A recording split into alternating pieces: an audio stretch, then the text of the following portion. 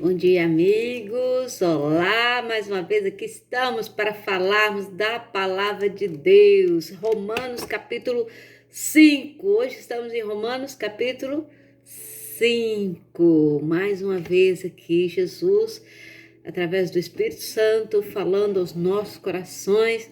E eu deixo bem claro que nós não estamos lendo na íntegra todos os textos, porque seria impossível fazermos 15 minutos e comentarmos o texto.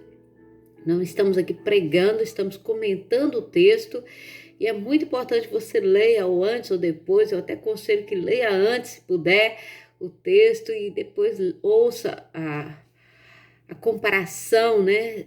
A sinopse da palavra de Deus. Eu não sou nenhuma pregadora, eu não sou nenhuma teóloga, a gente vem aprendendo cada dia mais, nós aprendemos junto, né?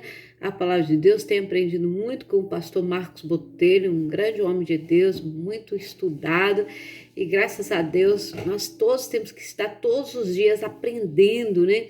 Nunca é tarde para aprender. Então, por que um só professor? Porque não tem só o Billy Graham, só um ou outro? Não, porque cada um, Deus revela formas diferentes de entender a palavra de Deus e no momento que estamos vivendo, né? Hoje aqui há várias comparações. Nesse capítulo 5, Paulo, a carta aos Romanos, ele faz várias comparações entre a paz e a alegria, entre o pecado e o perdão, entre a paz e a guerra. E aqui Paulo vai comparando muitas vezes a palavra, vai comparando Adão com Jesus Cristo, né? E vai comparando a nossa fé com o pecado, a nossa salvação com o pecado, o velho homem com o novo homem, a salvação através da lei, a salvação através da graça, né? E aqui fala muito da salvação através da graça, como entrou o pecado no mundo, como o homem deixou de ser livre para ser pecador, e como o homem deixou de ser pecador para ser livre. E é muito interessante essa comparação e esse ensinamento que Paulo faz. Agora, Paulo não fala dele próprio, não fala dele com ele, mas Paulo fala de nós, fala da igreja do Senhor Jesus. Ele compara a nós, igreja hoje, com Adão e Eva, aquela igreja que foi criada para ser eterna. Que quando Deus fez Adão e Eva, fez ali o jardim do Éden, aquilo foi uma igreja que Deus criou, né? Uma igreja para ser eterna. Mas o inimigo, né, infiltrou no meio e fez com que os planos de Deus mudassem. Então Deus precisou de mudar todos os seus planos, e o filho dele que estava com ele ali na glória, Deus falou assim: agora você vai ser o projeto. Então, a partir desse momento, a partir do pecado de Adão e Eva, ali o Espírito Santo, através de Jesus Cristo, começa a entrar em ação. Tudo que foi falado no Velho Testamento apontava para Jesus, né? E todo o Novo Testamento é a consequência dessa vinda do Senhor Jesus através do homem Jesus Cristo.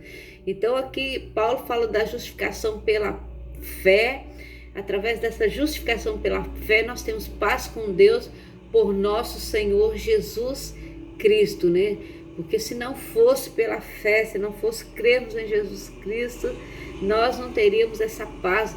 O que essa paz nos fornece? Nós pecamos, a Bíblia diz que todos pecados e destituídos estão da glória de Deus. Você não tem chance alguma, mas Jesus veio e nós, com essa fé que nós temos em Jesus Cristo, Deus tirou todo o pecado. Agora você tem paz, né? Essa paz que nós temos através da fé em nosso Senhor Jesus Cristo, por meio da fé.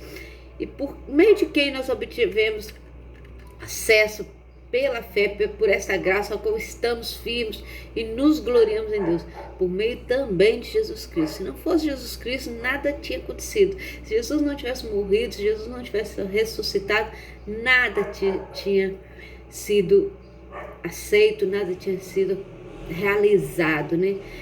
E aqui fala não só, mas também nos gloriamos nas tribulações, porque sabemos que a tribulação produz perseverança, né?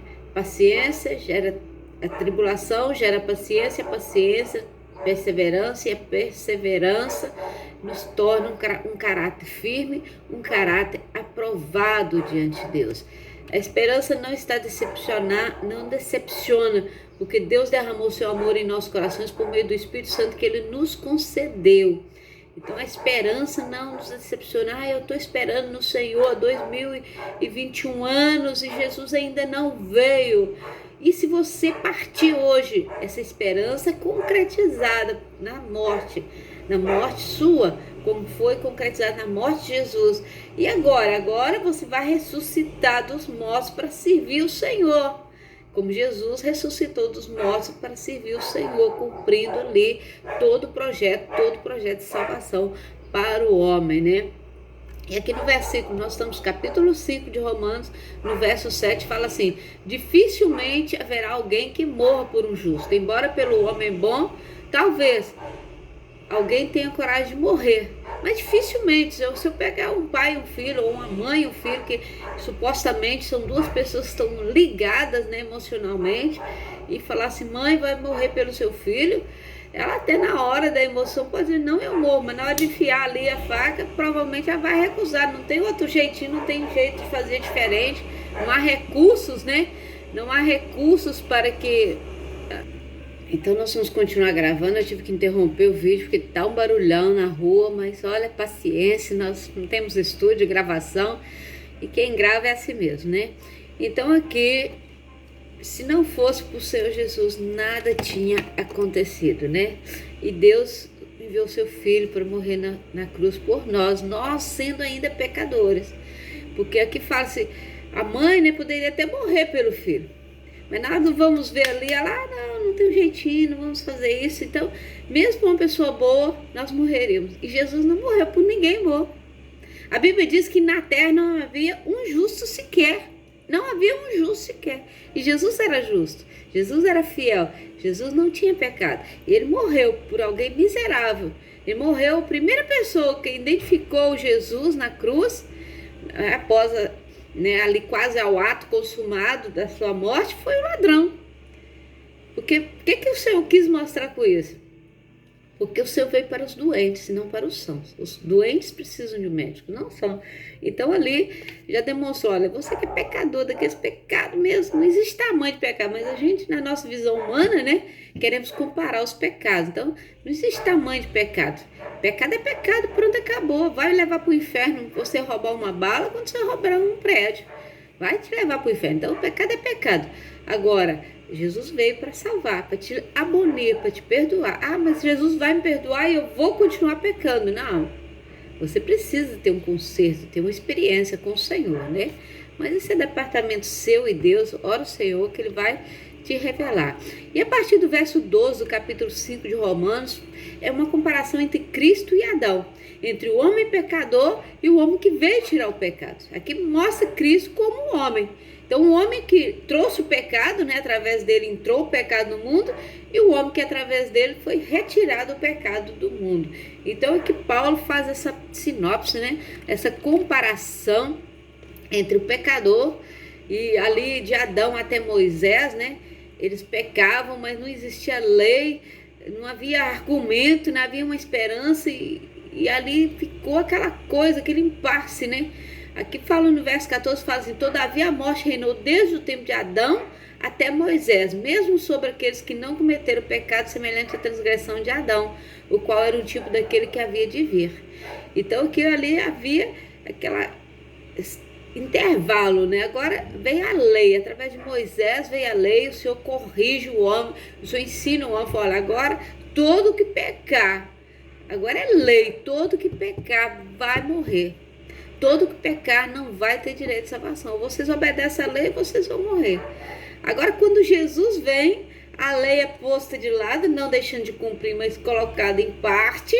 E agora fala assim, olha, todo que pecar está destituído da glória de Deus. Mas o meu filho Jesus veio, e todo aquele que nele crê tem a vida eterna. Então agora surge aqui uma esperança, né? Eu não preciso cumprir a lei, mas eu preciso obedecer a lei.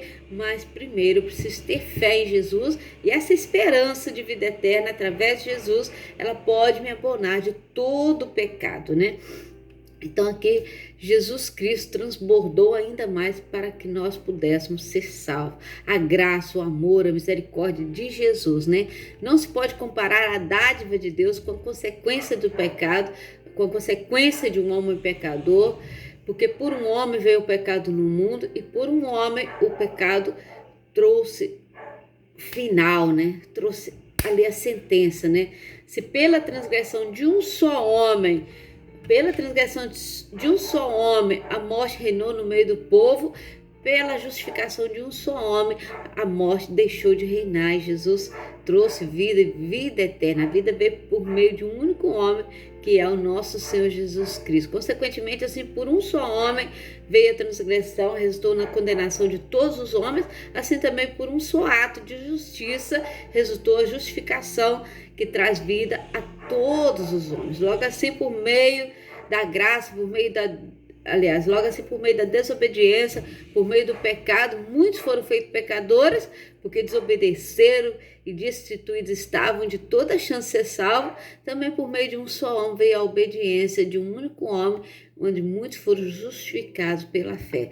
Então a lei foi introduzida, no verso 20 fala assim, a lei foi introduzida para que a transgressão fosse ressaltada, mas onde aumentou o pecado, transbordou a graça, né? Quanto mais o homem transgredia, mais o Senhor cumpria a sua promessa. E essa promessa de Jesus para mim, essa promessa de Jesus para você, que através de Jesus Cristo nós deixamos de ser pecadores, estamos sendo escrito o nosso nome no livro da vida. Todos pecaram e destituídos estão da glória de Deus. Mas aquele que confessa que Jesus Cristo é o seu Senhor, aquele que confessa que Jesus Cristo é o seu Salvador, este tem direito à vida eterna. E muitas vezes quando Jesus curava, Jesus falava dele próprio para alguém, falava assim, vai, a tua fé te salvou, não peques mais. Por que Jesus dizia muitas vezes, vai, não peques mais? Porque nós precisamos viver através da graça. E essa graça que transforma a mim, essa graça que transforma você, essa graça que te dá paz, essa graça que te dá esperança de vida eterna. E eu desejo que essa graça continue através da sua vida, que você possa transbordar de bênção, e que esse transbordar alcance famílias, que esse transbordar alcance nações, alcance igrejas, alcance vidas, porque essa vida eterna que Paulo aqui fala entre a paz e o ódio, entre a guerra e a esperança, e essa esperança que encontramos em Cristo Jesus. Não esqueça, você é a impressão digital de Deus, Deus tem um chamado, Deus quer fazer de você forte, Deus quer fazer de você vencedor, vencedor, esta é a palavra, tá bem? Vamos orar? Deus Pai, Deus Filho, Deus Espírito Santo, abençoa, Senhor, as nossas vidas, nos dê graça e paz, transforma nossos corações e para que essa abundante graça, Senhor, possa permanecer sobre as nossas vidas, nos dê a tua bênção em nome de Jesus. Até amanhã com o capítulo 6, amanhã capítulo 6, ok? Tchau.